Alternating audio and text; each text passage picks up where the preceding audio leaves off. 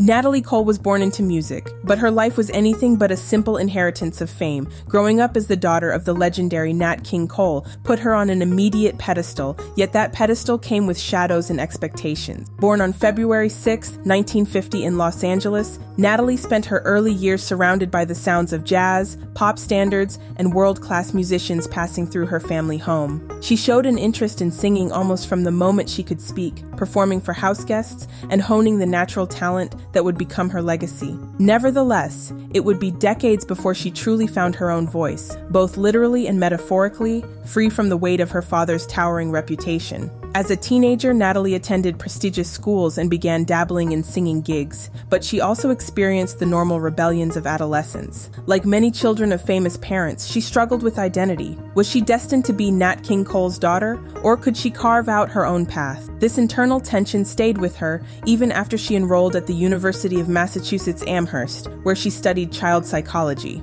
Music, however, kept calling her back. By her early 20s, she had decided to give a professional singing career a serious try, performing at small clubs and campus events, testing out material that ranged from R&B covers to original soul numbers.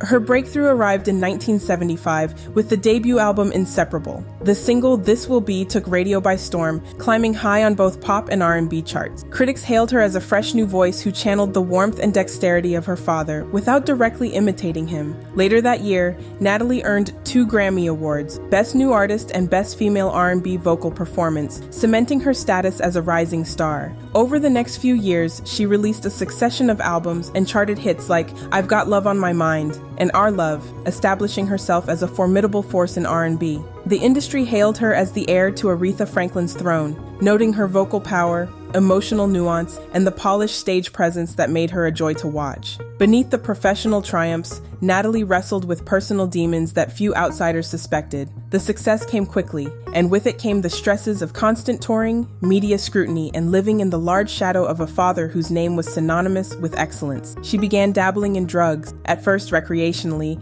as was common in the 1970s music scene, but gradually it escalated into a full-blown addiction. By the late 1970s, she was entangled in a destructive relationship with heroin and crack cocaine, substances that took a severe toll on her emotional and physical health. Her once bright aura dimmed as she missed recording sessions, isolated herself from friends, and exhibited erratic behavior that baffled her record label. She even faced legal troubles, including an arrest for drug possession, adding a criminal layer to her personal struggles. These years were a blur of brilliant musical moments overshadowed by the constant threat of personal collapse. One particularly harrowing story involved a moment when her home caught fire while she was under the influence. According to various accounts, she was so deep in her addiction that she initially refused to leave the burning house, unconcerned about the immediate danger. Another chilling anecdote points to a near tragedy with her infant son, who almost drowned in a pool while Natalie was lost in a drug-induced haze. These episodes underscored the severity of her downward spiral and alarmed those around her, who feared that her story would end in permanent tragedy.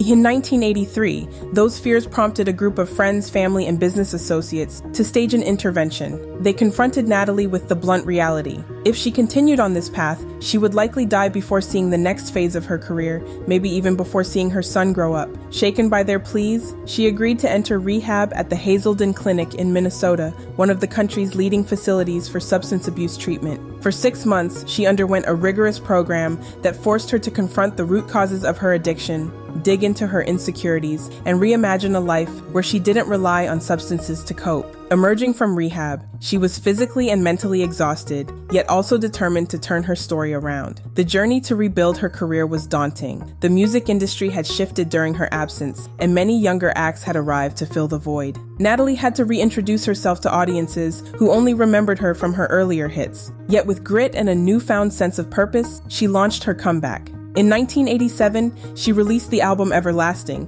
which produced the hit single Jumpstart and a successful cover of Bruce Springsteen's Pink Cadillac. Though it didn't entirely recapture her former chart dominance, it proved she was serious about reclaiming a spot in the public's heart. She toured steadily, showing fans that she still had the vocal prowess and now a level of discipline that replaced the chaotic habits of her past. The real turning point came in 1991, with the release of Unforgettable Char with Love, an album that paid tribute to her father by featuring her renditions of his classic songs. It was a bold move. Some criticized it as riding on Nat King Cole's coattails, while others lauded it as a heartfelt tribute from a daughter who'd conquered her own demons. To everyone's surprise, the album became a phenomenon, selling over 7 million copies in the US alone and earning her multiple Grammy Awards. The track Unforgettable, which digitally overlaid her vocals with her father's, became a cultural sensation. In one fell swoop, Natalie had not only reclaimed her star status, but also rewrote her narrative from a fallen idol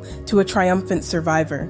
However, life was far from a fairy tale. In 2008, after nearly 2 decades of renewed success, she was diagnosed with hepatitis C, a disease she attributed to her earlier intravenous drug use. The diagnosis brought back memories of how close she'd come to losing everything once before. As she battled the virus with intense medical treatments, her kidneys began to fail, necessitating dialysis sessions that drained her energy. Yet, even while undergoing treatment, she continued performing whenever possible, unwilling to let another health crisis derail her career. In 2009, she received a kidney transplant, a precarious procedure that carried significant risks for someone with her medical history. Ever resilient, Natalie used her experience to advocate for organ donation and inspire others facing life-threatening illnesses. Her final years were a mixture of public performances, smaller-scale tours, and occasional recording projects. Albums like Still Unforgettable reminded audiences that her voice hadn't lost its luster, and she picked up another Grammy in 2009 for Best Traditional Pop Vocal Album.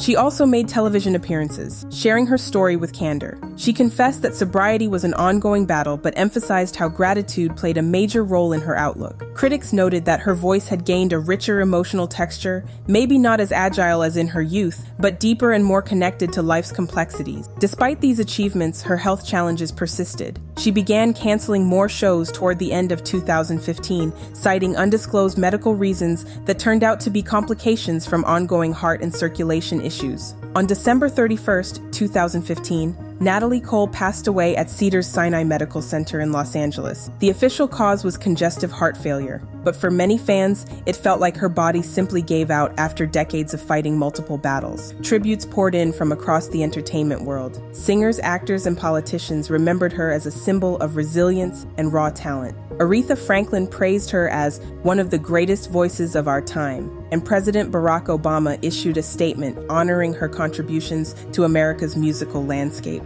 In the years since her death, Natalie's legacy has only grown stronger. Younger artists cite her as proof that immense obstacles, be they addiction, familial expectations, or health crises, can be overcome with courage and discipline. Documentaries revisit her story, highlighting not just the glamorous awards, but also the lonely nights of rehab and the harrowing near-death scenarios she lived through. Her story has become a go-to example of how someone can reclaim their narrative after life has seemingly written them off. Her biggest hits, from This Will Be to Miss You Like Crazy, continue to find new audiences through streaming platforms, and Unforgettable remains a staple at weddings and tributes, a timeless father-daughter link that transcends generations. Ultimately, Natalie Cole's journey is a testament to the complexities of human resilience. She inherited the name Cole, but she made it her own through raw determination. She fell victim to addiction, but she rose from its depths with an unbreakable spirit. She soared to commercial success, then faced near-fatal health issues that threatened to end her career a second time.